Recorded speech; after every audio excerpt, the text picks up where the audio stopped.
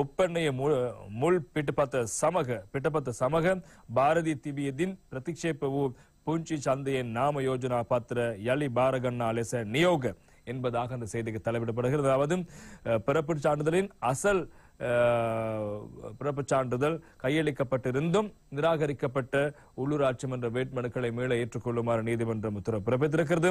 பிரதிக்ஷேප වූ සෙසු නාම යෝජනා ඇතුළත් පළාත් පාලන ආයතන වන ඡන්ද විමසීමට අදාළ කටයුතු අදතෙක් අත්හිටුවා என்பதாக தலைப்பிடப்படுகிறது. எனவே அதே போல இதனை தவிர ஏனைய நிராகரிக்கப்பட்ட வேட்புமனுக்களை கொண்டிருக்கின்ற உள்ளூராட்சி மன்றங்களின் தேர்தல் செயற்பாடுகள் இன்றைய தினம் வரை நிறுத்தப்பட்டிருக்கிறது என்பதும் நீதிமன்றத்தின் உத்தரவாக இருக்கிறது. தொடர்பாக நாங்கள் இப்போது விரிவாக பார்க்கக்கூடியதாக இருக்கும்.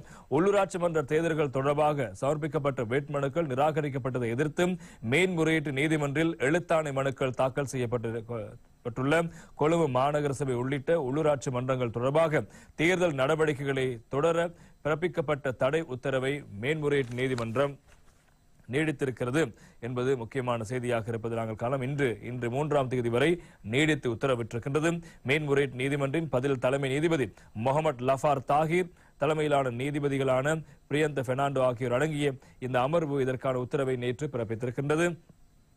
கொழும்பு மாநகர சபை உட்பட பல உள்ளூராட்சி நிறுவனங்கள் தொடர்பில் சமர்ப்பிக்கப்பட்ட வேட்புமனுக்கள் நிராகரிக்கப்பட்டதற்கு எதிராக ஐக்கிய மக்கள் சுதந்திர கூட்டமைப்பு, சர்வஜன பலய மற்றும் சுயேட்சை குழுக்கள் உள்ளிட்ட கட்சிகள் மேன்முறையீட்டு நீதிமன்றில் சுமார் 30 மனுக்களை தாக்கல் செய்துள்ளன.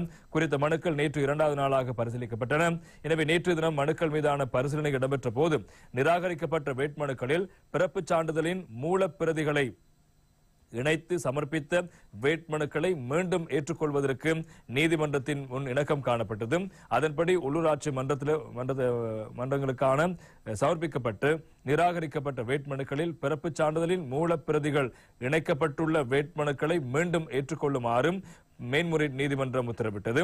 அதன்படி ஏற்றுக்கொள்ள இணக்கம் காணப்பட்டுள்ள வேட்புமனுக்கள் தவிர்ந்த ஏனைய நிராகரிக்கப்பட்ட வேட்புமனுக்களை கொண்ட மேன்முறையீட்டு நீதிமன்றின் முன் நிலுவையில் உள்ள ரிட் மனுக்களோடு தொடர்புபட்ட வேட்புமனுக்களை மையப்படுத்தி தேர்தல் தொடர்பில் எந்த நடவடிக்கைகளையும் எடுப்பதற்கு தெரிவித்தாட்சி அதிகாரிகளுக்கு பிறப்பிக்கப்பட்டிருந்த இடைக்கால தடை உத்தரவு இன்றைய தினம் வரை நீடிக்கப்படுவதாக நேற்று நீதிமன்றம் அறிவித்தது.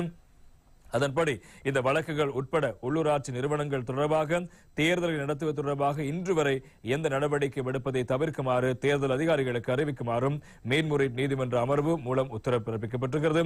முன்னாள் உள்ளூராட்சி தேர்தலுக்கான முன்னதாக உள்ளூராட்சி மன்ற தேர்தலுக்காக தாங்கள் சமர்ப்பித்த வேட்புமனுக்கள் நிராகரித்த தேர்தல் தெரிவித்தாட்சி அதிகாரிகள் முடிவை ரத்து செய்து உத்தரவு பிறப்பிக்க வேண்டும் என்றும் இந்த சட்டத்துக்கு முற்றிலும் முரணானது என்றும் அறிவிக்குமாறு மனுதாரர்கள் நீதிமன்றில் கோரிக்கை விடுத்த விவகாரம் முக்கியமாக இருப்பதை காலம். எனவே இந்த பிறப்பின் சான்றிதழுடைய அசல் பிரதி சமர்ப்பிக்கப்பட்டு நிராகரிக்கப்பட்டிருக்கின்ற வேட்புமனுக்களை மீள ஏற்றுக்கொள்ள நீதிமன்றம் இருதரப்புக்கும் இடையில் இணக்கப்பாடு எட்டப்பட்டது.